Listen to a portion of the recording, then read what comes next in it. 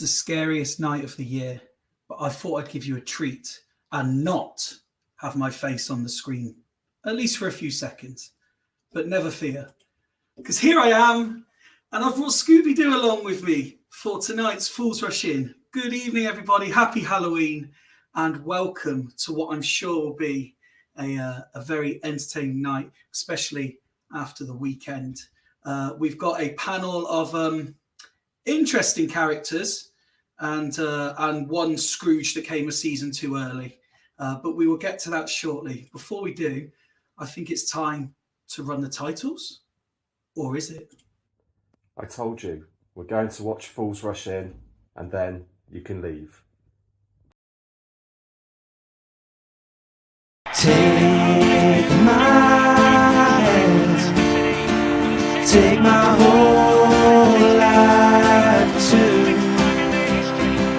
but I can't help falling in love with you.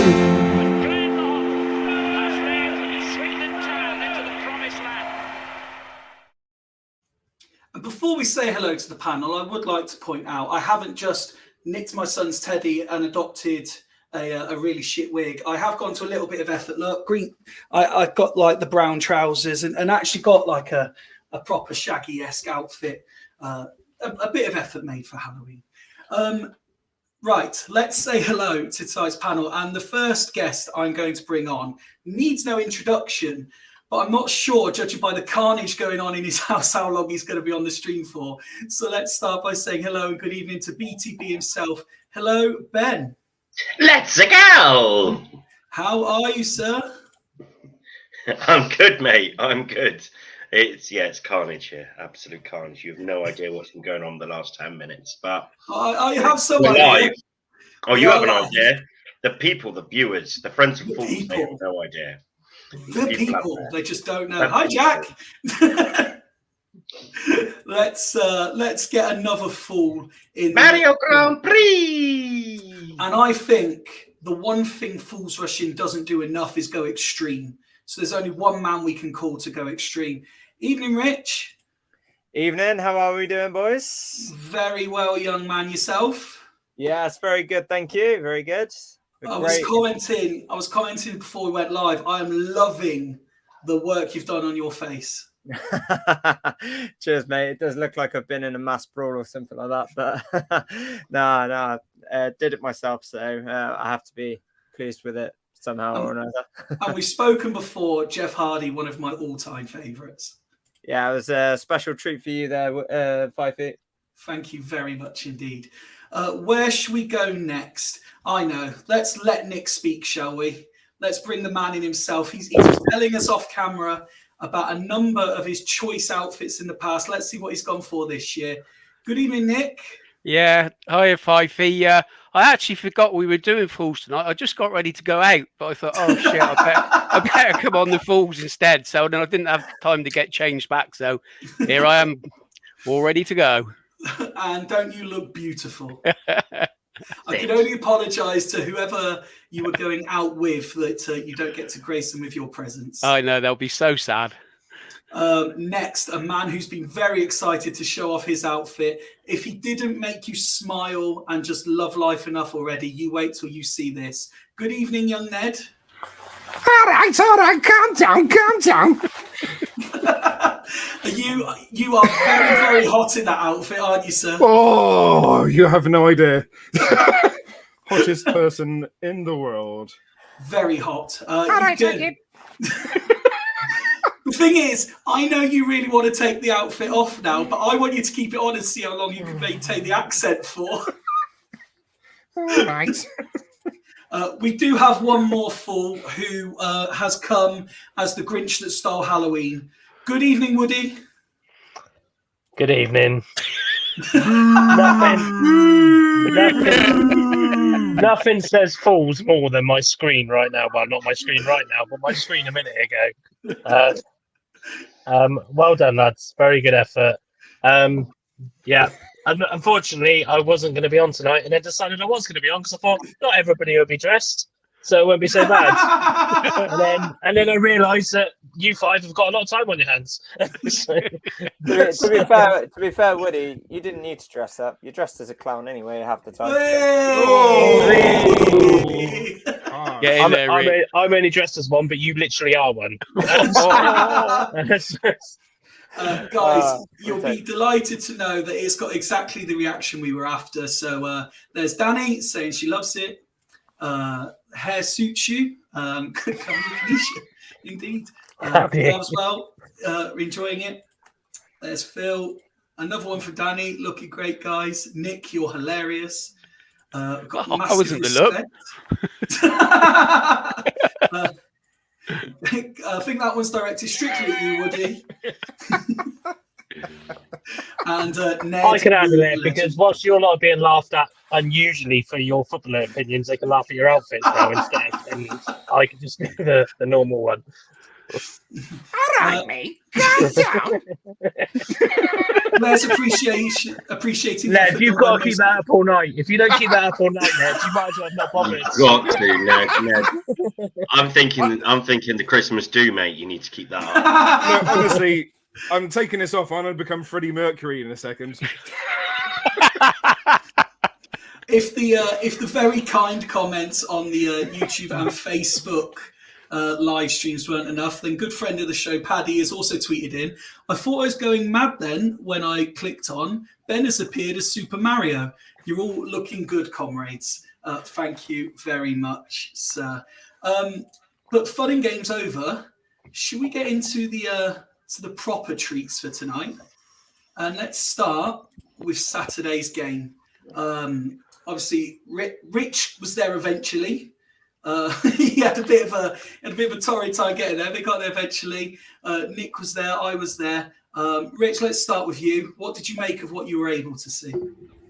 Yeah, I mean, it was a day of emotions, really, for me. I mean, basically, I was flying back from Ireland that day, and my flight got delayed by about an hour or so. So I was about 10 minutes late to the game. Turns out I missed the first 2 goals. What were the chances? I thought, I'm not going to miss anything. That's okay. Eventually got into the ground, quarter of an hour gone. And, wow, it was, apart from them scoring a second goal, it was all uphill from there for us. We absolutely played out of our skin on Saturday, especially the second half. Just the football was just liquid. Football was just flowing so well. We knew Mansfield's weaknesses at the back. Every ball that we played through the back line, one of our strikers, either Jeffcott or Wakeland, was getting on to the end of it. It was absolutely brilliant. I think a few shout-outs have to be to, Hutton playing a few delightful balls through to the strikers and the attacking players. And Johnny Williams, wow. I think his song has been stuck in my head for 48 hours. I think arguably that was probably one of his best performances in a Swindon shirt. Would you guys agree? 100%. From what I've seen. I think he was absolutely fantastic. And you know, I think we all said, we especially said 5 feet at half time that there was definitely going to be a red card in that game, and I think we knew which team it was going to. They were making some absolutely piss poor challenges on Khan, especially. Yeah. Which is sort of taken the reins off of Williams a little bit, because he was cropped pretty much every game in the last season even. So to now Khan's getting it proves that we've got 2 midfield players like that can cause problems in the final third. So it's really, really good to... it's obviously not good for those 2 because obviously they're getting their legs cropped half the time. But at the end of the day, we're getting the refs actually going our way and actually giving us what we need and what we deserve, really. And what a game. What a fantastic game. And I think it's summed up by your celebrations at the end, Fifey especially. I don't think I've ever been thrown in the air before. So especially not in the last 2 years anyway. So Definitely the weight loss has either come really good for me, or you've got some massive strength. Yeah, but absolutely brilliant. I've been secretly training with Danny and Garv every time I come down to Swindon to get absolutely ripped. No, it's definitely the weight loss, mate. I'm not that strong, but yeah, it got to the point. Everyone that was just walking out of the gate and shouting Fifey was just being thrown up in the air and spun around in celebration. Yeah. Must have done it to about 4 people, and it was only when I was walking to the pub with Luke and Gav afterwards, I suddenly thought, why does my bad ankle really hurt now? And I'm like, oh yeah, because I've been throwing people up in the air and swinging around. It's a classic away day though. That's it for us. We haven't had like an away day where we've won obviously away from home this season, but no away victory as convincing as that second half performance against Mansfield, and it's one that we've waited for probably since last away game of the season last season against Walsall, where we won 3-0. So yeah. It was really good to see that under Scott Lindsay, and Scott Lindsay after the game, post game, wow, what celebrations that was. And doesn't he deserve it? Absolutely deserves it. That fantastic.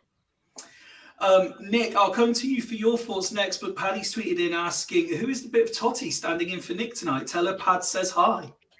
Hi.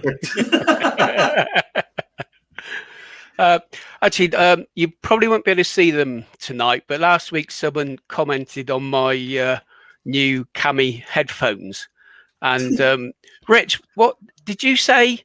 Penalty? Really? Who got sent off? Boateng? No. I thought he got subbed. I wondered why he was taking the long walk back to the changing rooms. I thought he was just pissed off with his manager and didn't want to go back to the dugout. Was it a straight red? Oh, no. What, second yellow? Really? Oh, what a twat. Serves him right. Fucking idiot.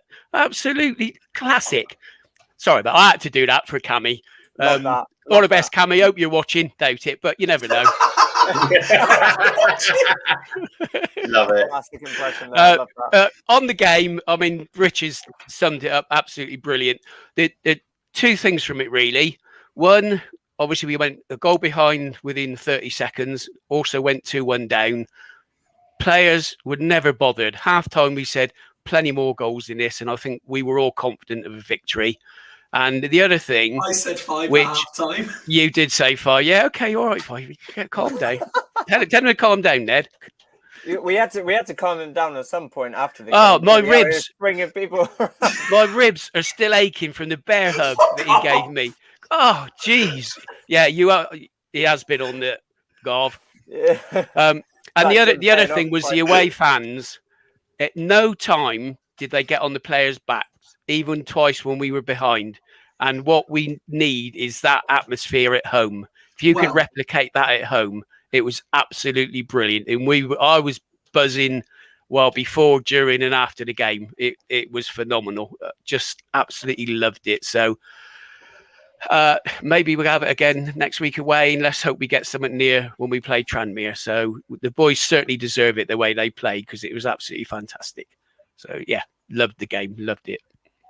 I tend to look at these things by what's happening kind of off the pitch as well. Again, my voice went. Anyone who was watching the videos that were appearing on social media, you can hear that I literally had nothing left in there. He's got nothing left. He's got nothing left.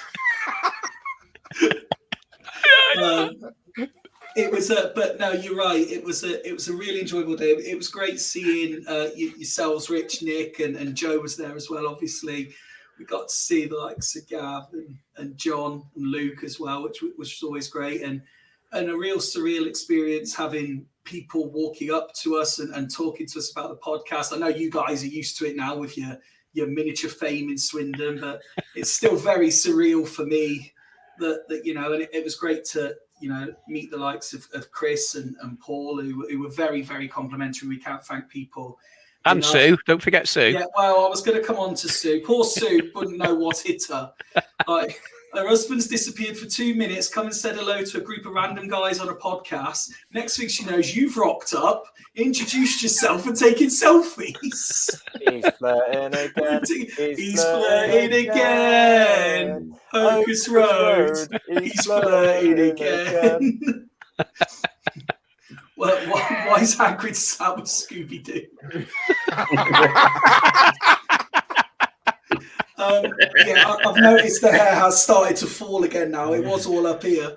I do just want to say before we carry on talking about the game, I've seen Phil in the chat, and obviously anyone that's seen will have seen the pictures as well. And we just wish, obviously, sorry, my voice is kind of going with this. A very, very speedy recovery. Yeah. Absolutely. But no, on the game, I got ridiculed, absolutely ridiculed the other night for saying that I wasn't as enthused after Bradford as everyone else seemed to be. And that is exactly the reason why, because we got exactly what I was looking for from Mansfield. For the most part, it was quick, it was decisive. We actually looked like we could score goals. We could have had more than the 5 we got, absolutely. There were a couple of errors defensively which led to goals, and we'll come on to some of the other things that I still think we need to improve on in a few minutes. But performance-wise, it was far and away anything I've seen in a long time. And it's almost as if we know what we're talking about, because we've been asking for this 4-4-2 diamond for months. The minute it comes, what was the phrase you used, Rich? The football was liquid. Absolute liquid. It was. Yeah, good shout. But yeah, I've got more to say on where I still feel we need to improve. But the game's the game, everything about it, unbelievable. I know Gav's out of the country now. Whenever he watches or listens to this back, hope you're well, pal. See you when you get back in the country. But let's. I'm gonna bring Ben in next, because Nick said the fans were firmly on side from minute 1. And that's what needs to happen going forward. And for anyone who wasn't on Lower League Look last night, I pointed out a little bit behind the curtain where Ben put in our WhatsApp group at 1-0 down. Definitely chose the right game to go to. If FBT's playing, it's still 0-0. And then 3 minutes later, the next message is also from Ben, and it just says Johnny Williams in capital letters, to which Craig expertly, before anyone else could get to it, just put 3 minutes is a long time in football, isn't it, Ben?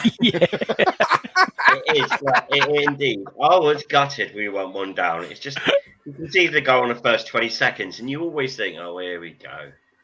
Here we go, after such a spirited effort at midweek. At Bradford, that it was all just going to go to pot. But luckily, 3 minutes later, we went on the other end and scored, and the rest is history. So, yeah, I was quite pleased to look about that. So, get in, Super Johnny Williams. Amazing, fantastic. I expected you to have a lot more to say than that, Ben, if I'm honest. Yeah, no, it was what I'm pleased about, and I think the person who deserves the most praise. The most praise actually is Scott Lindsay. I said this on Lower League Look the other day, that he went into the game on Tuesday. Shut up there. He went into the game on Tuesday with a set game plan. He was going to play a lot bit more longer. It was a little more defensive, 4-3-3. And it was probably the best way of attacking Bradford, the way they play the team that they are. And he went with Mansfield with a completely different formation. He went with a completely different. Hold on a minute, Ben. Cher's just got to sort out her headphones. Nick, what are you doing? Sorry. Hang on, on mute. You're right, Cher.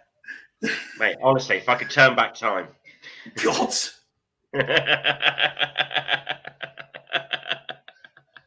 Anyway, it just shows flexibility, and it's a flexibility that the previous manager didn't show at all, where we would play horses for courses. He shows a maturity and a thought of how to take on teams rather than the same old formation, the same old team week after week. And he got it absolutely spot on. He got the subs spot on. He got the lineup spot on. Absolutely brilliant. And full kudos to Scott Lindsay, who earned a lot of credit this week. And the end of a really tough month. Really, everyone said at the beginning of this month, by the end of October, we all know what sort of season we're having. And we are the highest we ever been this season by the end of October. It has been a fantastic month. So, yeah, absolutely brilliant. We couldn't really hope for much better. And let's hope for better next month.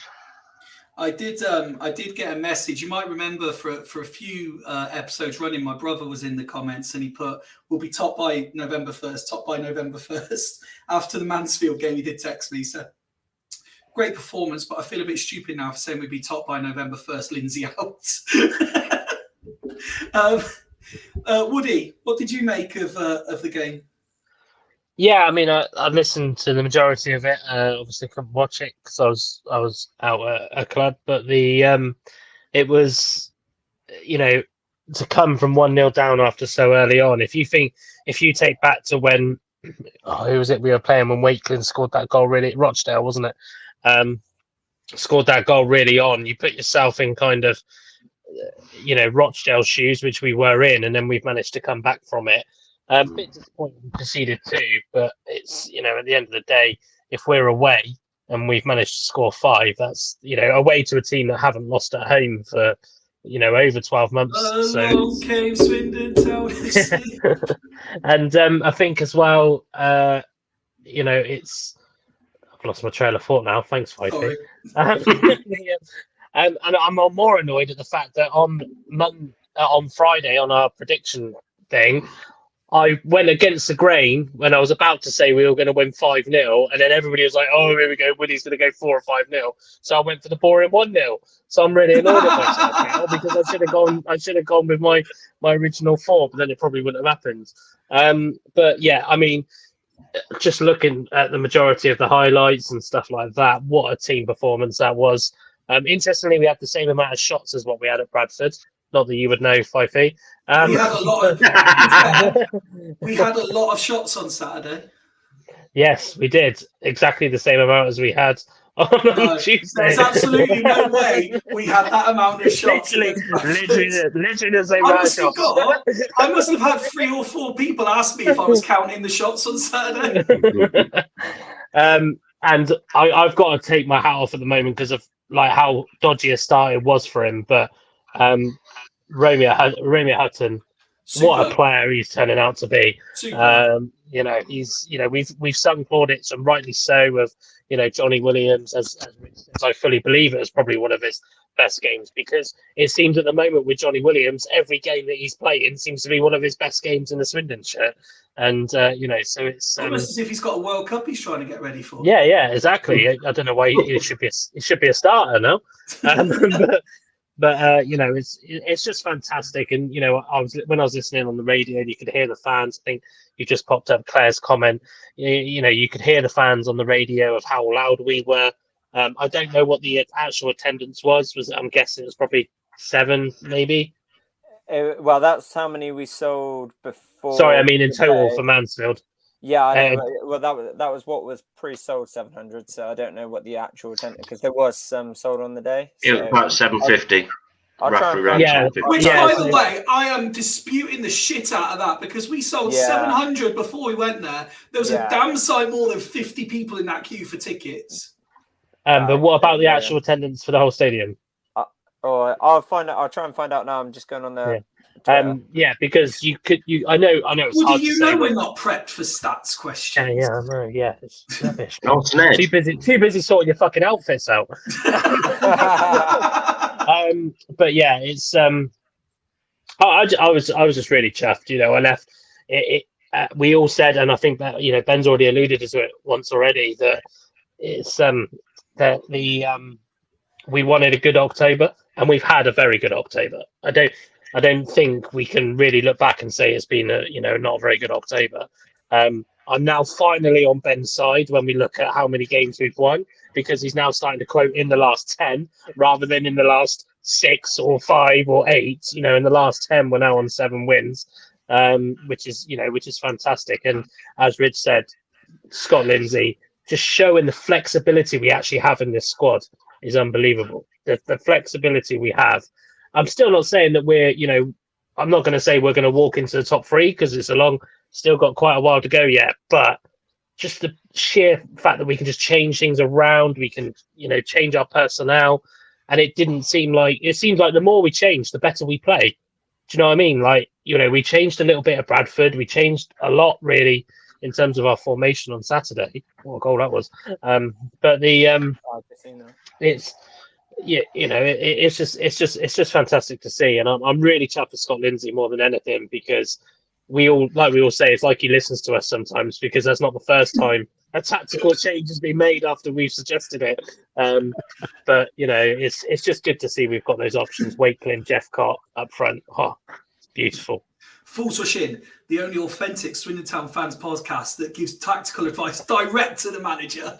Yeah, and get it right. We say 4-4-2 diamond for ages. If we'd done that earlier, we'd be top. Here's what I reckon. I reckon James Lally, who's the first team manager for the women's, was watching us on Friday, because then because he's got a direct line, I think, to Scott Lindsay now. So I reckon he was having a little chat with him and saying, "Do you know what I think you should do?"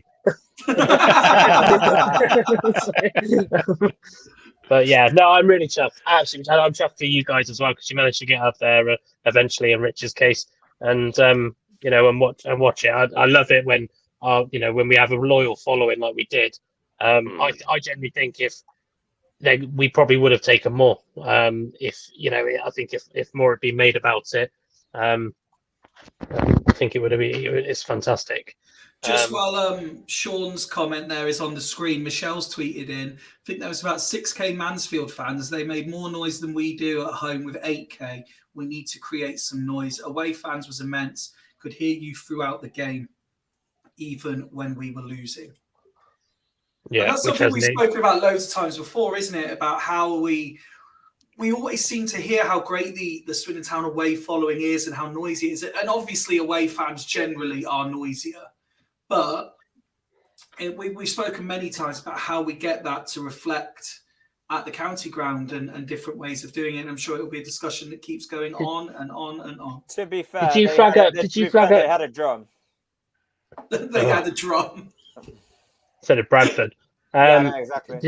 Did you flag up Joe's last comment? Because that rings. I don't know if you did when I was talking, but that has got a massive amount of truth to it as well, I think. Which one?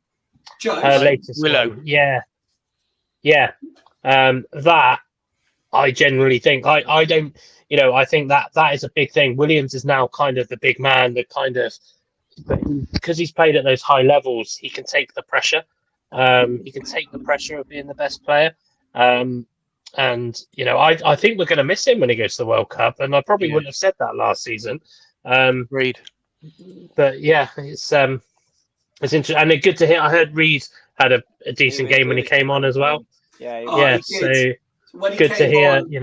When he came on, I turned to Rich, I think it was, and I said, "This next 25 minutes makes or breaks him. We find out exactly what's going to happen with him now." And he played very well. And I'm sure it's Ben who every day, or at least twice a day since, has just said, "Oh, that Reed pass," in some sort of message or tweet or post or some description. Just that's all it says, that Reed pass. Ned, you're the only one yet to have his say. You asked to go last because you have lots of notes. No. I lost my notes. Oh, lost them. Complete opposite, I'm Really afraid. predictive text. Mate, we were the only ones who knew that. You didn't have to admit that. You could have just rattled off as if you had loads of notes now. Yeah, but being a scouser, you probably sold them. I nicked them. Yeah, Nicked them, sold them. Just real quickly, guys, just got to interrupt. I've just looked on the match report. Whoever said 34 fans on the day was correct. Well, apparently. Never, ever. According to our report, 734 Swindon fans. Yeah. And 6,804 altogether. Maybe a coach didn't turn up or something. Do you know what I mean? There Well, might to be some- fair, I don't know what they seem to have all the stewards out nice and early, and I watched the coaches coming in. I'm not sure what happened to the first one, but they got all the fans off. They sent him up to the top of the industrial estate. We're trying to make him do a 3-point turn in a car park. Ridiculous scenes. I guess the thing that I wanted to talk about was more Mansfield's side. Okay. I just want to be incredibly thankful that we've got Scott Lindsay in charge and, the powers above, because, watching how they played in the first half just makes me fucking so angry. Nigel Clough, he's old school, and that first half, they basically just, don't just basically kick as many players as you can until you get a yellow card. And it was such horrendous tactics, and that's so like 80s, 90s tactics. I hate it. I absolutely hate it. I mean, yeah, just, I just hate it. I know obviously it must work because obviously they've done very well at home this season so far, but I just hate it. And I mean, as far as I'm concerned, Boateng should have been sent off in the first half. Granted, that tackle where he won the ball, but absolutely levered Johnny Williams by the halfway line. Yeah. That should have been a yellow card minimum. That was a horrendous tackle. The amount of, he won the ball, but, you can't do that to an opponent. Do you know what I mean? That's all right. I won the ball, but I stabbed him in the face. It doesn't. Do you know what I mean? I'm sorry. There's a level of physical abuse that you can do before it's actually a foul, regardless. I was thinking about our player of the first half, and I would probably say it was John Joe O'Toole for his tackle, which led to our first goal. That was a wonderful taken out of was it Hawkins, the centre back? Yeah, brilliant. That was just absolutely classic. Yeah. So yeah, well done to him. And also, I just wanted to say that Lapsley and Swan, I thought they were very useful up front as well. Very dangerous. I thought whenever Lapsley or even Swan had the ball, potentially could have. I mean, they almost the one with Lapsley was on the left hand side, crossed it across into the middle. And he seemed to just stick out a foot, which I thought when I first watched it, I thought, oh god, bloody jammy, almost went in. But actually, he meant to do it. But yeah, I thought Swan and Lapsley, they looked really dangerous. I think Swan got their man of the match. I'm not surprised. Yeah, I mean, there was one attempt in the first half where you think really should have got that on target. I think it was 1-1 at the time, possibly.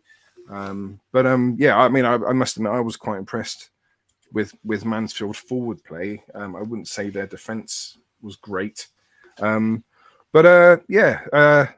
It's so happy about that performance. Obviously, I went to another country because I managed to watch the game. So What, VPN, NordVPN, people, buy NordVPN. Brilliant. We're not after sponsor any sponsorship opportunities at all. There, no. Yeah. But yeah, I mean, it's just such a wonderful performance. I mean, it's essentially everything's starting to fall into place now, isn't it? I mean, we've been saying it since maybe after game 3. Everything's just starting to get a little bit better each week after week after week after week. And now we're really seeing the fruits of their hard works behind the scenes. So, fair play to Lindsay and his backroom staff. I just so impressed. I know that there's a bit of a concern about the amount of shots that we're conceding, the goals that we're conceding. But if we're scoring 3 or 4 goals a game, it doesn't matter as far as I'm concerned. So here's where I'm going to step in. We're not scoring 3 or 4 goals a game every game, are we? Well, no, but we're getting better each time. So as long as we're scoring more goals than they're scoring, that's football. At 90 minutes, if you've got 5 goals, they got 4. We've won. If we've got 1 goal, they've got no goals.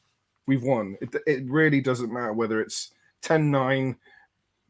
Completely irrelevant. I'm just so happy with the attacking performance. It was absolutely superb. Okay, so I've got a couple of pointers for balance. Sorry, Woody, are you just doing your own little sponsorship thing there, holding up branding? Didn't even need to dress up, lads. Do you want me to just I got do you want me to put you on the big screen there? There you go. There we go. But that's for kids knocking on your door, not for you. Even worse, I stole it off my kids. So let's pick up on a couple of the pointers for balance, because as excited and happy as we all are, we should try and offer a bit of balance. So Rich, I'd like to start picking up on something Ned said, because it was a point that was also brought up to you, me and Ben last night on Lower League Look. And I believe the stats say we've had the third highest average shots on target per game by the opponent against us. Yeah, I think it's obviously not great for us. I mean, I think there must be something in the midfield that's not quite that the strikers in the final third are obviously trying to get over and obviously just going for shots out. Because I think if you look at it as well, most of the shots are outside the box as well. And I think if you look at it that way, I think maybe you need to close them down a little bit quicker. I want to say that it's the defense really that's changing every 5 minutes, but we can't keep really using that as an excuse. There's got to be some kind of chemistry there. We've got to have some kind of leader at the back that's not only communicating with the defense but also communicating with the midfield. I think we've said this on numerous occasions, Fifey, myself and you, that Khan isn't... we still don't believe that Khan is that CDM player. Absolutely because I don't think he defends enough. I think he's great at the ball at his feet and he's great at driving forward, but also just defending. And I believe that's probably where we're sort of leaving a gap between the midfield and the defence, where those strikers, whoever we're playing against, managing to get shots on target. So I'm going to agree with you there in terms of Khan. He has clear attributes and he had a largely very good game at the weekend. He certainly isn't a CDM. And the reason for that is more often than not, because it's not his tackling or his ability to tackle, because he is good at that. But it's because he just disappears. Yeah, he follows the ball. So like the opposition will put the ball out wide every single time and he will follow it out there. Next thing you know, a simple ball across the pitch and you've just got a player running straight at the heart of our defence with nobody within yards of him. Yeah. And it's just, where is he? Yeah, and that's where we're starting to leave the gaps, and that's where obviously they're able to get their shots on goal. He's definitely a centre midfielder for me. I agree. Yeah, I agree. But obviously that doesn't do great for us. I mean, I think I said on Lower League Look last night that don't get me wrong, it's great for Bryn because he's proven how good of a goalkeeper he really is. But also at the same time, though, we don't want to be conceding that many shots and being put under so much pressure, because otherwise it's all great and dandy at the moment that we're outscoring the opponents. But when it comes down to it and we start conceding more shots and eventually we start conceding more goals, then, you know, I agree with a couple of the comments. Yeah, I think Reid, that was his job last season and he did a fantastic job of that. We haven't quite seen that in him this season. Hence why I believe he's been dropped. And do I think it's the right idea? I think to a point, I think he should have been dropped. He's obviously not, he shouldn't be one of those players that's untouchable. I think Woody said it on numerous occasions. We don't want an untouchable. We don't want a player that thinks they're untouchable because they're putting in bad performances. But I do think I can't see what that says there, Woody. Too late. It's gone. Oh, nice one, Woody. I've lost my train of thought. But yeah, something about Shade. Sorry. No, in terms of Reedy, though, I think it seems as if now that he's starting to get. Still can't see it, Woody. Oh, soulmate. Soulmate. Ah, Woody. Love you too. I think Reedy proved on Saturday even that he can be putting in good performances again. And, you know, I think it is important that he has come back now with the right form, with Johnny going off to the World Cup, and then we can push Saidu up a little bit further. When Johnny goes to the World Cup reading, kind of takes Darcy around. Yep, yeah, I completely agree with that. Yeah, and like I say, I think Reedy's coming back to form at the right time. Let's just hope he can prove it in the next couple of games, and let's hope that Lindsay can. Hopefully, he's got Lindsay's trust back now. On that comment by Dale there as well, I have to say, Darcy was très magnifique. Oh, on fantastic. Ben, I turned round to Joe and said, I'm sure it was Joe anyway, said if I could wish for one thing for Christmas this year, it's that Bryn learned how to distribute. Because that's the only criticism I could have of him. Ben, I think you're muted. Ben, you're not normally the one that gets caught out by being muted. You're just on that podcast. You know what you're doing. He's gone I know. Italian. It happens to us all. It's just the Italian in me. I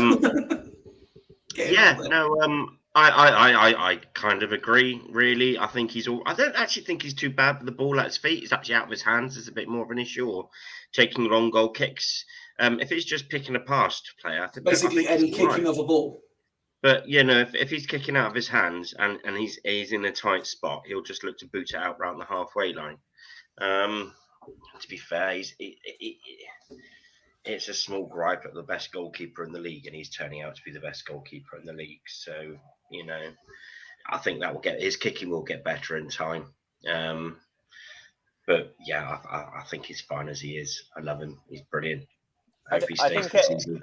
I was just going to say, I think at his age, there's always room for improvement. Oh, of course. Yeah. So, yeah, exactly. So hopefully Mildy will be able to work that on with him and hopefully definitely improve for the future.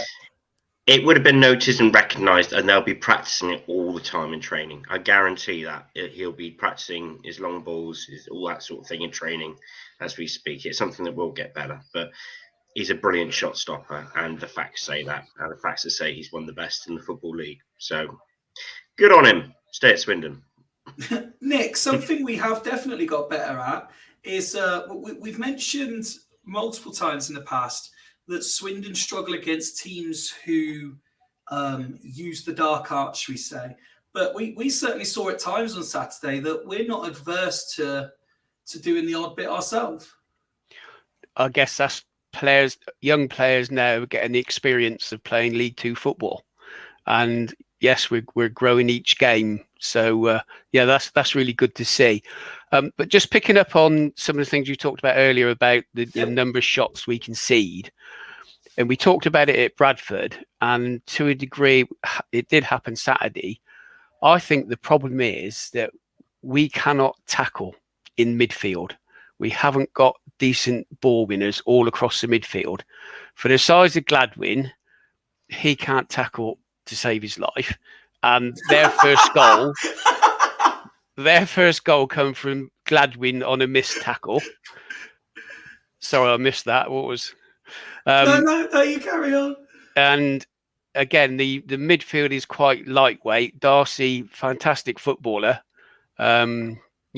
Strokes the ball about. It was absolutely brilliant on Saturday. But again, he's not going to win you the ball in. Khan, he's probably the best of them. And again, Johnny Williams, he gets tackled more than he tackles. So I think that's some of the problem across the midfield. And talking about Reid, I think we need to be careful, because listening to Lindsay, his thing after the match was that Khan was a level above everybody else. He loves him in that role. Reid came on and he had all the time in the world to do what he wanted to do. So he was never put under any pressure as they were down to 10 men. What he did was great, and it's great to see him back. I would love, like everybody else, to have Reid at that base and then Khan at the front of it. But obviously, we'll probably see what happens in the next two games. So that's my issue with the giving shots away, is we don't win enough ball in midfield. No, it is a point that particularly against Bradford, we also made that, in fairness. So it'd be interesting to see. I definitely think come January, whatever happens, that is one particular area we will be looking at. It has to be said, and I think it was possibly Ned that mentioned it previously. The red card, I don't think the red card changed the game in a way red card usually changes the game, but the red card itself was just so petulant. And we spoke to a couple of Mansfield fans afterwards, and they're just like, didn't see the need. I mean, obviously, Ned, you mentioned the one against Williams that nothing happened, and that was bad. The first yellow card from memory was for a kick against Khan when he was facing his own goal in his own half, not going anywhere. And then the second one, I heard a few people say the ball was there to be won, but it just wasn't, for the area on the pitch, the direction Swindon were going, it just wasn't needed. I think the second one bore out of pure frustration. I mean, Khan got kicked lumps out of, and I think that was just because every time he got the ball, he turned to the player. Like, because I can't remember, their number 10, I think it was, who got subbed at half time, was doing exactly the same thing. And the two players were just alternating which one was going to kick him next. Oh, yeah. I mean, it's horrendous tactics. As I said a few moments ago, absolutely hate it. But as soon as they stopped doing that, that's the point when we started to sort of own the game, as far as I'm concerned. But it's just horrific tactics. And it's something that we would have gone into our shell a little bit previously. But I don't know. Boateng got away with the nasty ones, and then he performed some really petulant stuff as well. So, I mean, one absolute stupid idiot he is. To be fair, he got sent off after 58 minutes, I think it was. And I think he was scheduled to probably be taken off after 60 minutes.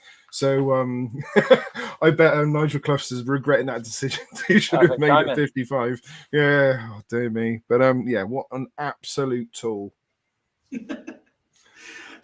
Does anyone have anything else they want to comment on the game before we move on? Cloughie loves playing against us. Yeah, I said that. It's always carnage. Sorry, buddy. I'd be interested to see the stats as well for Khan versus Reed, because I do think that based on the eye, I think we're not giving Khan that much credit defensively. I just had a quick look at the stats. I mean, the stats in terms of tackles and interceptions aren't that bad at the moment. And but whereas with Reed, although I'm still waiting for some of it to load on, he's putting in an average of 1.3 tackles a game. He had 1.1 interceptions a game. And that's in 12 appearances that he's made for us. So I think I kind of agree with Nick in some ways that we have to be careful that we might be maybe that Khan's attacking shadowing his defensive prowess, because it does seem I was a bit bemused that if Louis Reed is that much better in terms of interceptions and tackles, he'd be picking Louis Reed. The other thing is whether he's playing him as a defensive midfielder or a holding midfielder. There is a difference between the two. So we might not be playing a defensive midfielder. It might be more of a case of because a defensive midfielder like Louis Reed would typically sit in when the fullbacks push forward and stuff like that. Sadio Khan might not have been told to do that. He might be told, I trust my back four.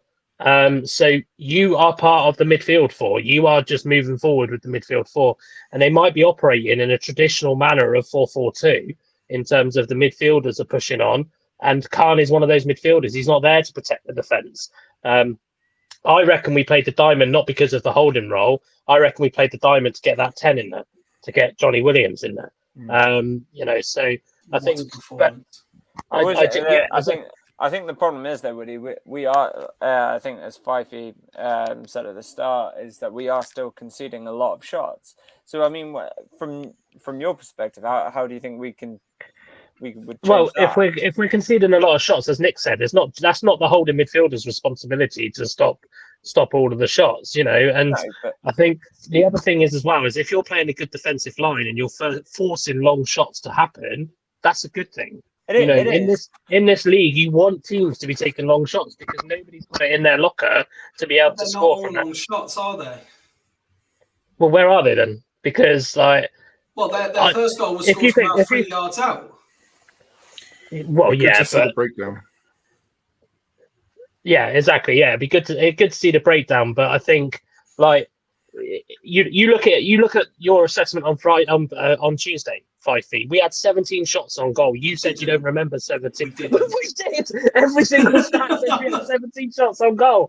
So like, why do you think you didn't see them? Probably because they were forced us to long shots. Which they did. We had a I lot agree of them. I agree with Rich's assessment last night that a lot of our shots are probably more block shots from corners and stuff that aren't actual shots. Well, if the ball's going towards goal, it's a shot. So it's, you can't argue with the Opta stats. But it's, I can and I will. I can argue with anybody. but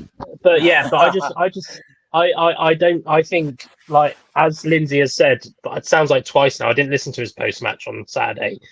Khan is obviously playing really well in that role. We're conceding a lot of shots, but it's same as with the goalkeeper. It's got to get past 10 players before it gets to the goalkeeper. It's got to get past 2 players before it gets to the midfield. It's got to get past 4 players before it gets to the defence. And if you look at a lot of the attacking play, not much of the attacking play comes from the middle against us. It comes from the wings. So I think equally, we could sit here looking all night, and maybe it's just a really open league that defensively isn't very good. But I don't think he's asked Khan to play a Louis Reed role. I think when he puts Louis Reed in, he changes the style of play. He changes the game plan. And, because Louis Reed has got that distribution, but Louis Reed can't run with the ball for shit. So it's like, it just changes. It's a game changer, and it's a good one to have. It's a good dilemma to have. This I absolutely love about Fools Rush In is we can win a game 5-2, and we've had comments like Gladwin can't tackle for shit. Reed can't run. Gladwin can't tackle to save his life. Reed can't run for shit. We won 5-2, lads. It's fine. Yeah. There are just 2 more. There are just 2 more things I'd like to touch on. Oh, look, the cat's back. But whoever said use a Scooby-Doo to scare off the cat, clearly not right. Scooby-Doo. I'm just going to start pissing on the Scooby-Doo in a minute. Before we move on, there are just 2 more things I'd like to touch on. And Ben, I'll come to you first. We mentioned the tactical change. We finally got Jephcott and Wakeling up top. Yeah, no, again, it's something we've been saying for ages. They need to play together. Plymouth fans have been saying for ages, Jephcott will score you lots of goals, but he can't play on his own. He's not that sort of player. He was not being allowed that penalty, though. Yeah, well, he did that on purpose. Played 1-2 of the keeper and notched it in, so didn't see pen. Wanted another shot on target.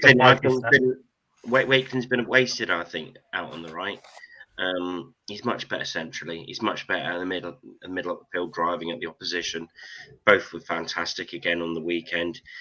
But it's just so good that we've got that sort of link, and the number 10 that Darcy can fill when Williams is away. I think we've fallen across something that could work really, really well. Let's hope they do the same at Stockport, and they push that at Stockport. Yeah, it's exciting, and I think they both, Wakeling and Jephcott, can score goals, and I think the partnership hopefully will flourish from now until the end of the season. And the one other thing I just wanted to touch on, and Rich, I'll come to you because we had a brief conversation because there was a time that Roberts and Shade both came on together, and everyone looked at me when Shade came on, and I went, "Well, it's all right, lads, we're winning." And then you went, "To be honest, I've not been 100% convinced by Roberts yet." That header, oh my god! Yeah, that header. I wouldn't define Roberts on that header. Don't get me wrong. I think that was a great header. He probably should have scored it as well, but obviously it hit the bar. Oh, that's harsh. I know. It has rocketed off the crossbar. I know. But no, I don't think that's as quite. Don't get me wrong. You've got right place, right time. But from Roberts at the moment, I'm waiting to see a little bit more conviction going forward. I don't think he's quite got the physicality. I'd like to see him try and take on players a little bit more and show what he's worth, really. Show why we signed him from Banbury, because at the moment, I know he hasn't had an awful lot of game time, but in the game times that he has played, so like in the Papa John's Trophy or whatever it was. I wasn't entirely convinced, and I just think he needs to prove a little bit more. But there's time. He's still quite young, isn't he? He's only like 22, isn't he? I didn't even think he was quite that old yet. Is he 21? 21, I think he is. So yeah, he's got another time, and a lot of time on his hands. And I think he could probably do with going maybe on loan to a National League side, because I do think that National League South step up. I know he was at Northampton before, but I definitely think he's one maybe to send out on loan. I don't think he's quite ready, and that's not a bad thing. Again, he's still quite young, but until he proves really, I think I don't think he's quite ready. But again, solid header. Sorry, I've just seen he changed his name to the boring one. Right, let's move on. No. If I can, let's move on. And Woody, if the men's team was eventful, well, what a conclusion for the women's team. Yeah, and a weekend of great news, really, isn't it? In terms of, they played Southsea earlier on the season. I would have said that Southsea were one of the favourites to go up, and to win, win at the death. Although Southsea said it was questionable by the amount of injury time that was added, because I think it was scored in like the 10th minute of injury time or something. 100th minute. Yeah. So it's but great to see. It's quite funny because I said on Monday or Friday, whichever one I said it on, that I didn't think it was one of Lally's priorities, this competition. And then we've gone and beat probably one of the best teams left in it. So it's but it's great. It's great. They're on a fantastic run at the moment. So hopefully they can take that into the league. With whoever they've got this weekend, who I can't remember for the life of me, they got this weekend. Should we bring Woody's tweet back up that Fools Rush In will continue to offer the best coverage and then tag it with this line? I don't really know who they've got this weekend. It's all right, mate. There's another show on Friday. Yeah, exactly. I'll leave it for Friday now. They haven't got a game next Sunday, Woody. Thank you. Thank you, Rich. This is why we'll continue to offer the best coverage. As far as I'm aware, unless they've got another cup competition that I was completely unaware of, as far as I'm aware, they don't have a game. They don't have a league game next week. So, is it the FA Cup game? No, that's the 12th. All right, okay. Currently, I'm that's not sure how much in my window you can see, but the cat is now trying to challenge Scooby-Doo for camera time. Sit there. Ridiculous. But congratulations. They have got a game on Sunday. They're at home to Southsea. Oh, they're home to the team they beat at the weekend. Oh, so that game must have been rearranged. Yes, but the league have a funny thing of being able to rearrange games like 4 days or 5 days before. So it's What? Yeah, so that'll be at Fairford. For those who are also scrolling through social media while watching us on the big screen, as so many people bizarrely decide to do these days, Danny has just tweeted, "You guys are always copying my outfits," at Pieman, and a picture of a younger Danny dressed as Mario. Well, I always get my outfits inspiration from Danny and how she dresses. I try and look the same all the time. Our WhatsApp is a very dangerous place for some of Ben's pictures. That's for sure. Yeah. Should we move on to some idle chit chat and gossip? Because there's been a fair bit of that floating around the last couple of days. Let's start with a former player who seems to have alienated his current fan base, and now everyone is suggesting that in January Harry McKirdy's coming back on loan. Do we think it's happening? Do we think it would be the right move for him or us? Ned, you seem to want to go first. I would happily have him back. Jesus Christ, what's wrong with you guys?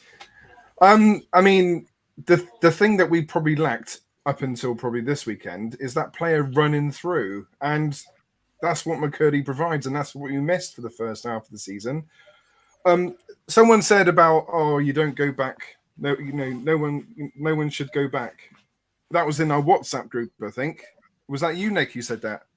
Then Rich turned around and said, yeah, because I think it was Rich said Gladwin should never have come back, obviously.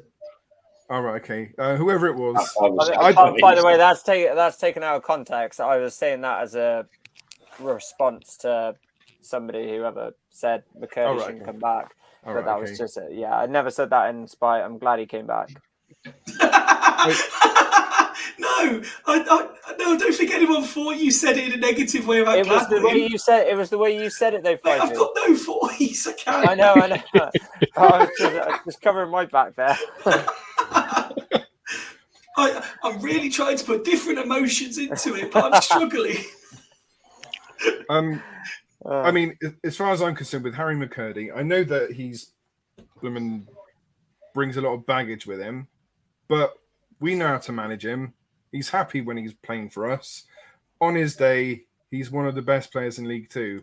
I mean, I think, to be honest, it would be, I think it would be a mistake for us to, if it was offered to us, I think it would be a mistake to turn it down. Sorry, I just see this pop up. Nick, I was sorry. I was just going to very quickly say I've only got one line, but I think if anybody would say that, I think you'd be lying to yourself if you wouldn't have Harry McCurdy back. Basically, I think anybody that witnessed the positivity, the goals that he provided, the entertainment that he provided last season. I think anybody would have him back in a heartbeat. Making out like he's some sort of Marvel Avenger. He was in a way. His knee slide with the shotgun coming out. Very Hawkeye. Very. So, I mean, you could say that, I guess. But yeah, no, I would love to see him back for so many different reasons. But yeah, sorry. Nick? I've been sitting on the fence about this all day, and I got bloody splinters in my ass from sitting on it for so long. Would I love him back? I would love to see the energy, the way he gets the crowd going, what he did for us last season, the shithousery. He was our shithouse and he was brilliant. Would he fit into the team the way we're playing now? Would he be an automatic? Would he be happy on the bench? Would he be happy not playing every single game 90 minutes? The other thing I think that needs to be taken into account, he must be on bloody good money to go up to Scotland. And I don't even know if the club would be prepared to pay that sort of money. In Hibs, they paid a lot of money up front for him. And as I say, they'll be paying him a big wage. So, from that point of view, I can't see it happening. So I'm sorry. I'm just going to sit on the fence on that one. I don't know whether it would be a good thing or not. I'm going to throw it out there. You said, does he fit in the team? I don't think he plays regularly, and I'll tell you for why. I think Jephcott and Wakeling will form a good partnership. However, I think he would work very well with someone along the lines of an Adeloy. Woody's face. Let's bring Woody. Ned's face. Let's bring Woody in the conversation next. Would you have him back? Is he coming back? All right. Now the fanboys are finished.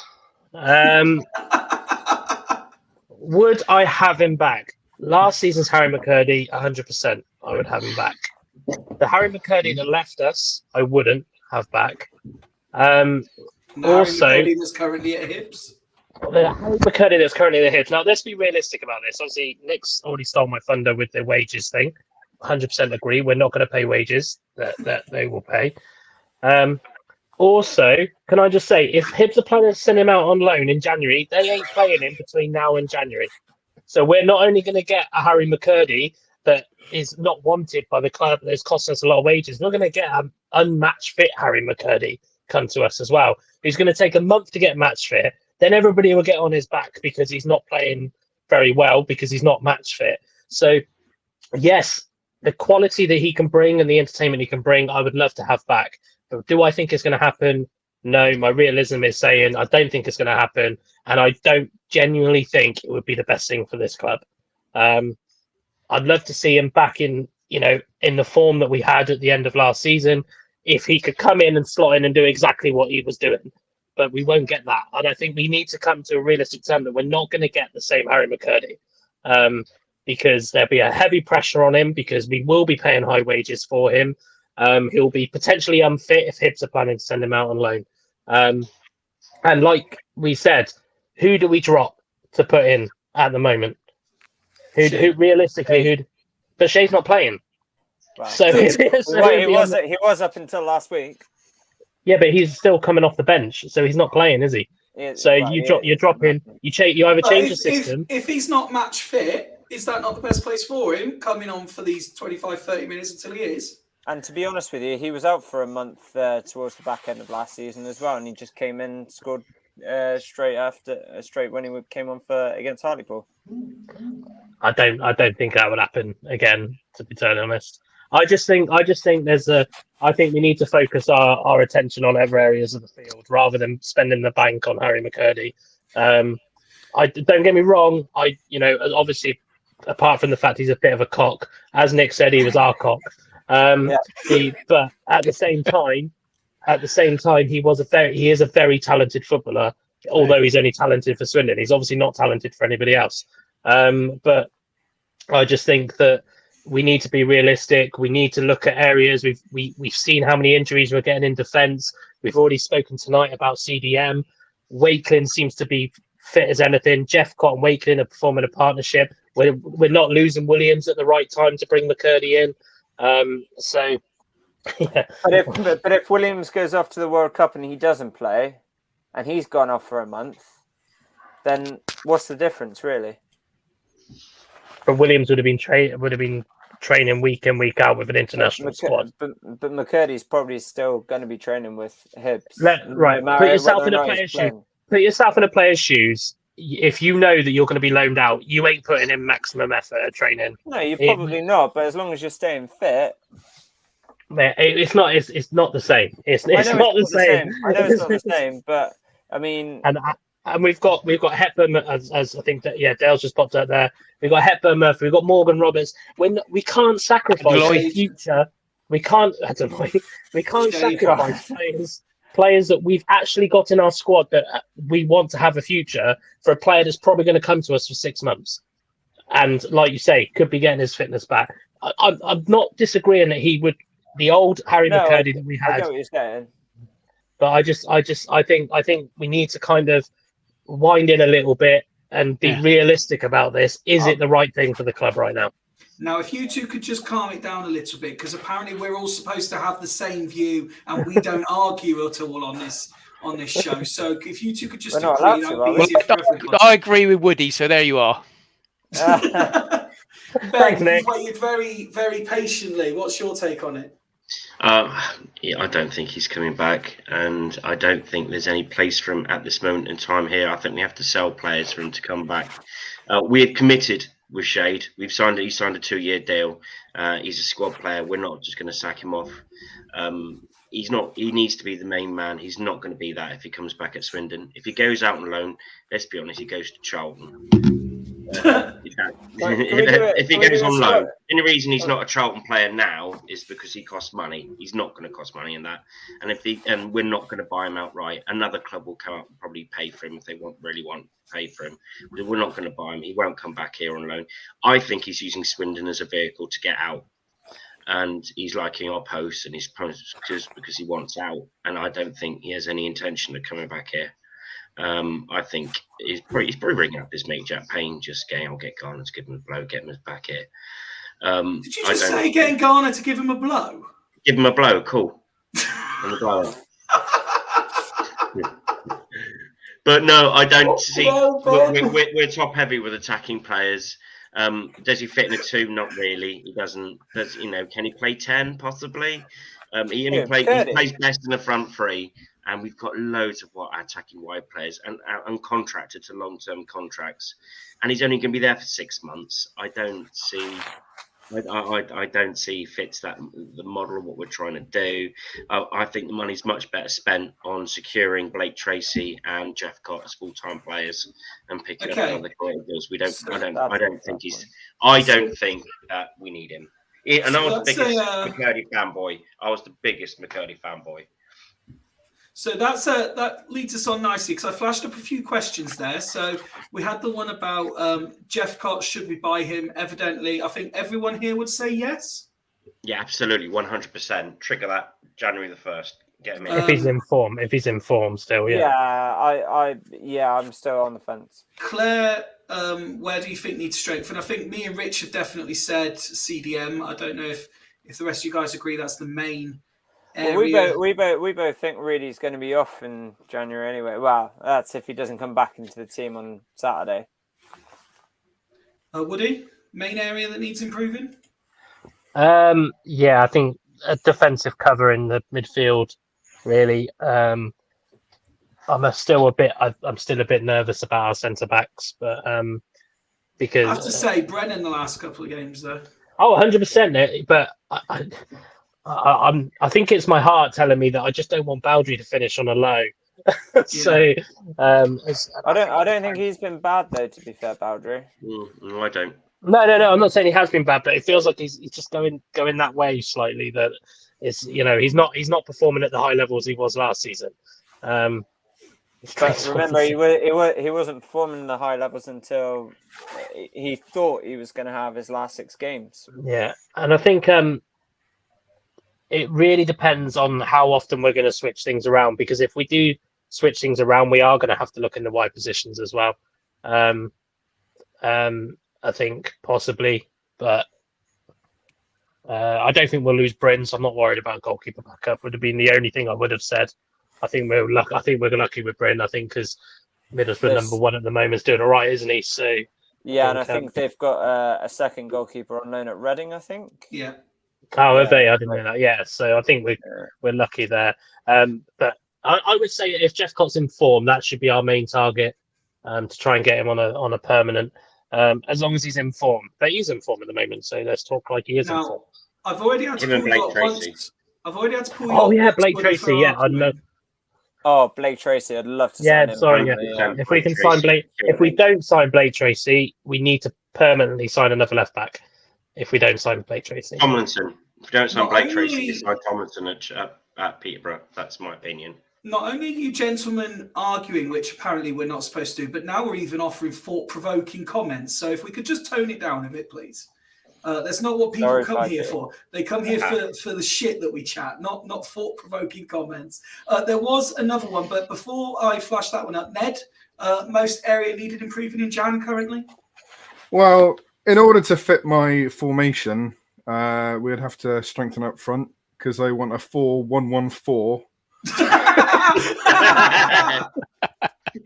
From McCurdy, and welcome McCurdy. Yeah, McCurdy back, and then Hepburn Murphy or Morphy Richards, as he's otherwise known as, on the other side with Wakelin and as he's now known as Jeffers up front. Jeffy.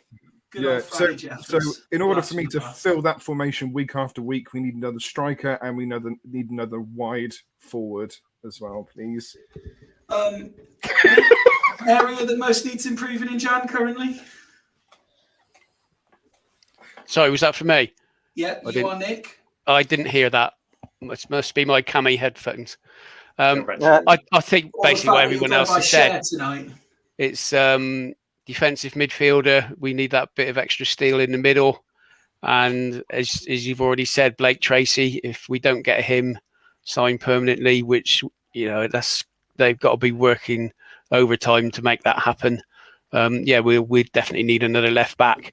I don't think the keeper thing's an issue because, as Rich said, Middlesbrough have got another keeper on loan at Reading that apparently is doing well. So if they do recall one, it'll probably be from there.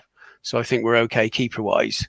So apart from the rest of the squad, I think we're in a much better position than we were last season. We've got decent players to come off the bench, and that's what's going to make the difference. You've got Iandolo just coming back into the team, and he plays out of his skin. He's a worker. His work rate is fantastic. He can actually tackle. He's got a bit of pace around him. So yeah, we've got good players all around. So those are the main two areas which everybody is said. So yeah, do that in happy days. Woody, the other one came directly in for you. Would you say the same about Austin? What? No, realistically, we wouldn't sign him. Yeah, we wouldn't realistically sign him. We wouldn't sign him. And I think knowing Bianca like my other half does, think they'll move back anytime soon either. I think she'll have her way on that one, to be totally honest. But yeah, it's yeah.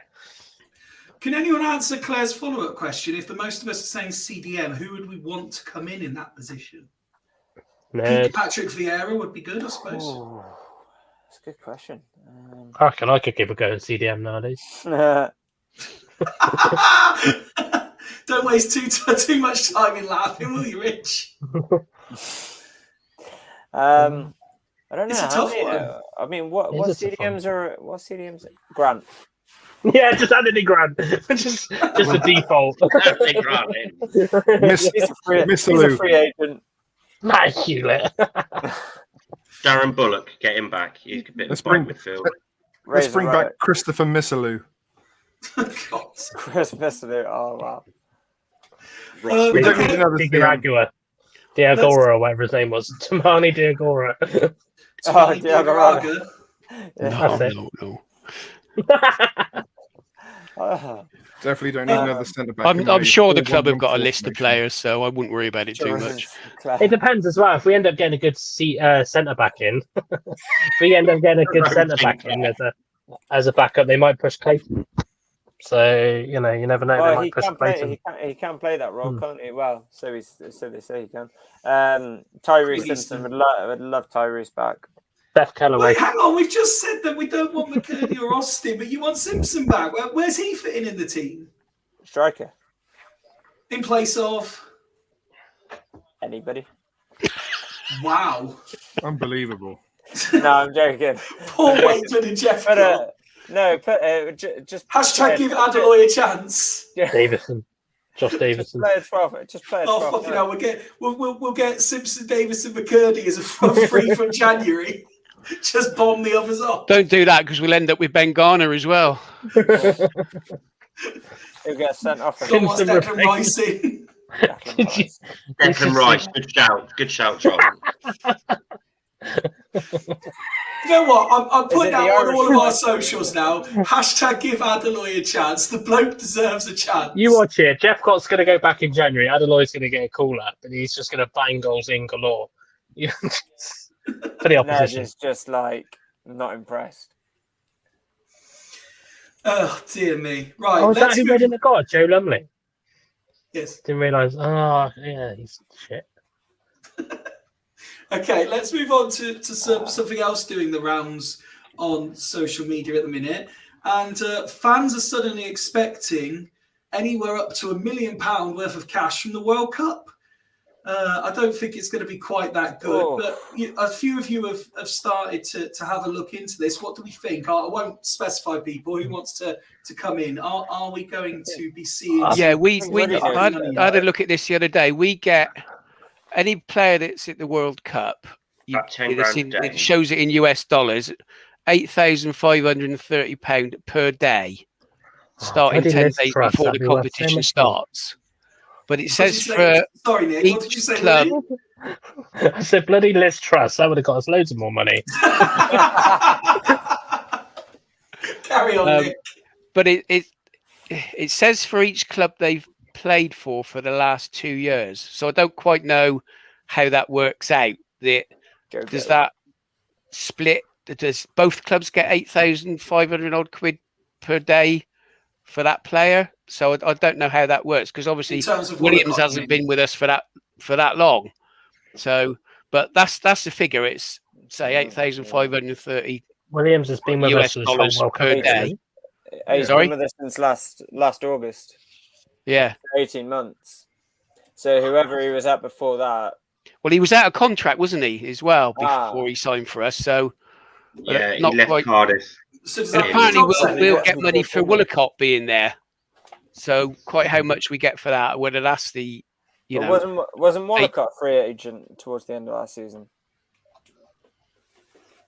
no, We'll we get offered money a for contract, Warnock, didn't we? I don't know. We offered him a contract, but we don't think he signed it, did he? Because I don't think we got a fee for it. So did we? I don't know. basically, what you're all saying is I've got to try and make sure I've got either a Ghanaian or a Welsh grandmother, so I can start Did you supporting just either say what I team. think you said? Did you? No, he didn't. I think you heard it wrong, Fifey. What did you think I said? Don't God. repeat it. You cannot have said what I think you just said because No, that would come get on. us fucking cancelled. He said, I hope I have a Ghanaian or a Welsh grandmother. Okay, that's fine. Yeah, I'm guessing the word you said was find.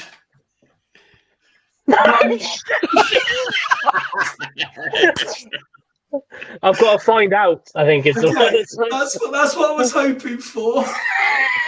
Oh God! Fucking hell, Woody. Jesus Christ! My footballing CV doesn't matter anymore. Obviously, not get any role now. Wow. Hashtag find Woody a new nanny. Well, right, let's leave that one there and carry on, I think. Rich, what's your take on this situation? I mean, I probably know as much as the other lads know about it.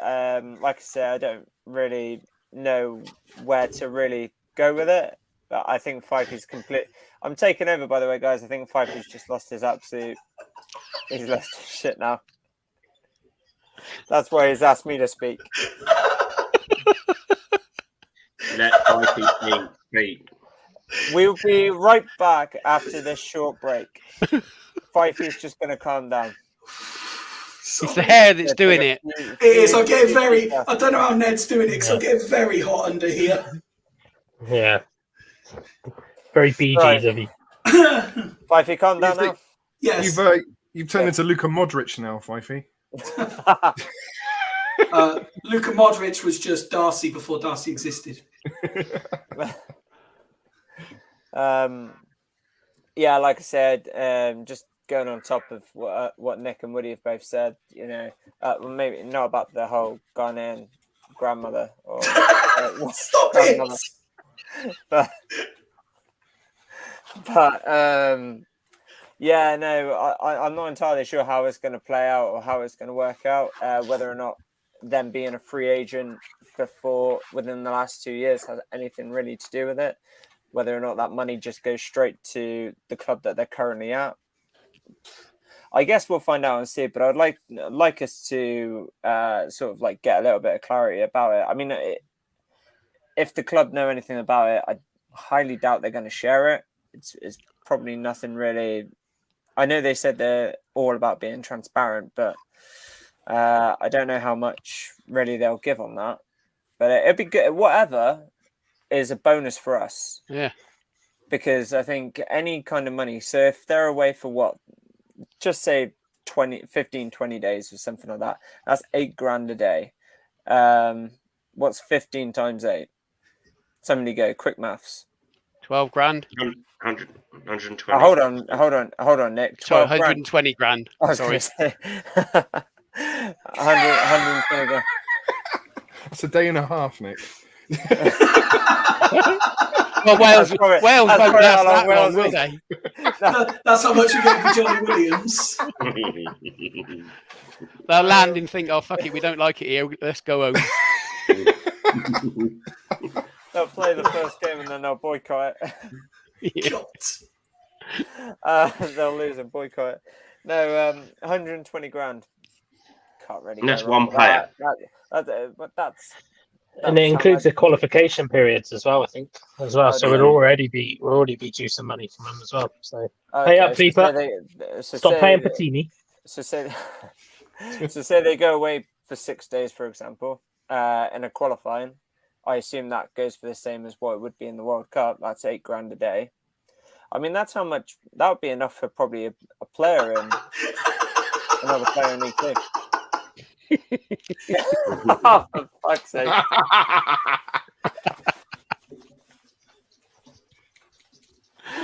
Oh, dear. Yeah. Yeah, don't clap. No. Lights will go off. I don't know if Mark's still referring to football or not. Last longer bet, England away. Oh man! Right, so we've talked. We've talked the fine answers to the World Cup. We've talked Harry McCurdy. Has anyone else seen anything interesting online in the last couple of days before we move on to the next topic? Actually, there was just one other thing. Any fans who got caught up in the not really sure what word I want to use, but where the Swindon fans and the Bristol Rovers fans both happened to be at the same services at the same time. I genuinely hope all fans that were there managed to get out injury-free. And lots of pointing and shouting, I hear. It was the same as last season when Swindon played Salford and Oxford played Bolton. That was quite funny at the services. Lots of pointing and shouting. But that obviously, what happened at the weekend between Rovers and Swindon fans, obviously there was actually some some fighting. So, Danny, sorry. Danny's just tweeted me and Woody with oh, shit. Fucking hell. Come on. So she's edited the Finding Dory cover and put Disney Pixar's Finding Nanny. Oh, that is good. I don't know if for anyone who doesn't think I do follow the Twitter comments as well as everything else, that reaction tells you I see them as soon as they come in. That's fucking classic. Brilliant. Brilliant. Ned's got a funny laugh. That's probably me today with my voice, to be fair. Right, we have, before we come on, because coming up shortly, we have got something we have been waiting a very long time to tell you all. But before we do, John, this has turned into carnage. I'm normally the one that tries to keep it together. Ridiculous. Oh, it's brilliant. So stop it. phenomenal, lads. Sorry.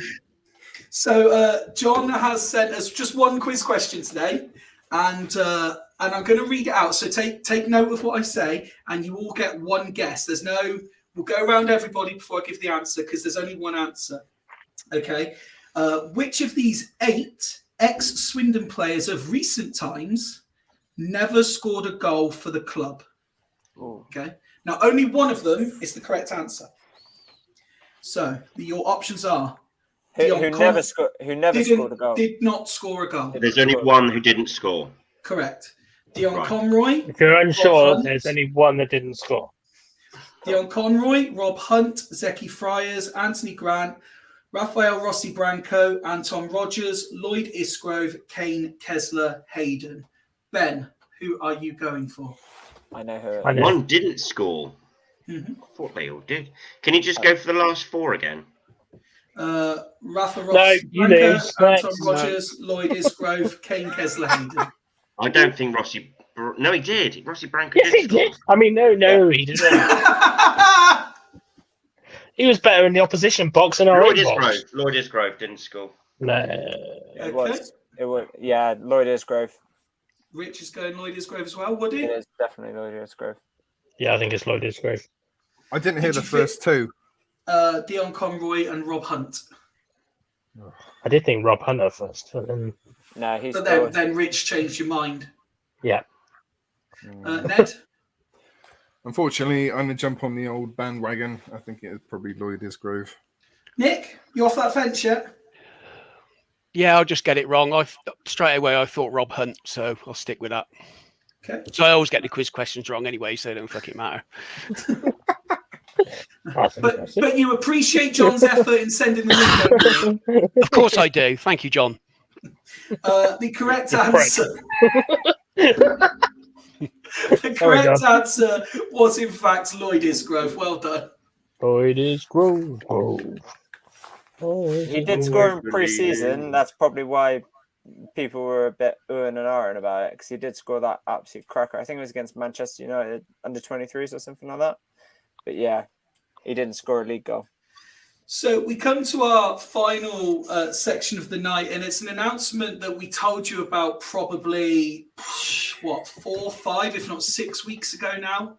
That we And then every other fucker announced it. Yes. The wind has been taken somewhat out of our sails. However, we refuse to be deflated for long, because even if you've heard it, you haven't heard it done our way yet.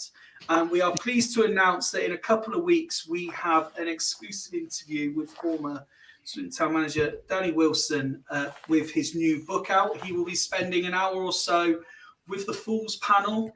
And we'd like you to get involved, as we always do. We have been asked to make this a pre-recorded episode. So unfortunately, you won't be able to watch it live, but there will be a live-ish kind of, like we did with Key and Harry's, basically. But we are giving you, unlike some of the other podcasts that he's appeared on, we're giving you 3 weeks' notice. Send in your questions, send in your comments, anything you want to know. We will try and compile as much of it as we possibly can and put it to the man himself. Because, I mean, between the guys, they got very excited when I told them that we'd managed to pull this off. So hopefully you all will be as well. Ned, are you laughing because I just said pull this off? So childish. No. I am now. But there's one way of doing things, and then there's the Fools Rush In way of doing things. And hopefully, from the comments we've had on previous interviews, you know that this could be potentially very, very good. So we record on Saturday the 19th, if I've got the date right. I should really know this, shouldn't I? Saturday 19th, I believe it is. We will be recording. And we'd also like your views, really, on when you would like to see the episode. And by that, I mean, our initial thought is we're recording it in the morning, and we were going to put it out that night, a couple of hours after the game. But I also think the women, that's the same day as the Women's FA Cup game, if I remember rightly. No, week before. Is it the week before? But then we also remembered the following Friday, there isn't very likely going to be an episode because we're all going to be on the piss in Swindon on our Christmas do. So we thought about leaving it for the 25th. So those of you that are not making it out to celebrate Christmas early with us can still have some Fools Rush In content. So please let us know what you prefer. But yeah, we're recording on the Saturday. We've got, 3 weeks until that. Please send us in any questions, any comments you want us to pass on. We will be more than happy to do so. We wanted to give you plenty of notice. But yeah, we've known about this for about 5-6 weeks. And while we've been waiting to tell you, everyone else seems to have come in and done it. But hopefully we'll do it in such a way that it's still entertaining. Was that a drum? I didn't hear any loud bang at all, I don't think. Sorry. Oh, no, it's when you bang the table, it's sort of... Oh, yes, no, it's just the bang of the table, Yeah, sorry. That was miles away. Louder than Mansfield's drum on Saturday.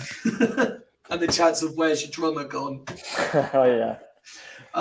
But yeah, so that's the big announcement we've been waiting to tell you. Hopefully, you will all be very excited to see how Fools Rush In handle having such a big guest. And if you've already ordered the book, read the book, or if you're ordering the book in the meantime, let us know what you think, and we'll pass on the reviews as well.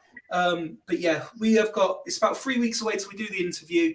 Any questions or comments, please send them through. But gents, I think we made it. That's the end of the Halloween episode. Ned, you can take the wig off and the jacket and Look at that! Yeah, I didn't know you didn't have any hair, Bernard.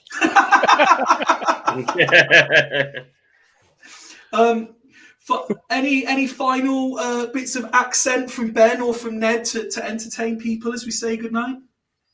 Mario Grand Prix! Let's go! I look more like the guy from Running Man now. Which one? The wrestler at the end. Jesse the Body Ventura. Oh God. Oh, jeez. God. Wow. Well, I think that is the perfect Enjoy. place to say thank you to everyone who has joined us on Facebook, on YouTube, on Twitter. Thank you to everyone who came up and gave us such nice comments on Saturday as well, to the likes of Rich, myself, Nick, and to Joe. I'm going to cut the video before Ned just completely strips.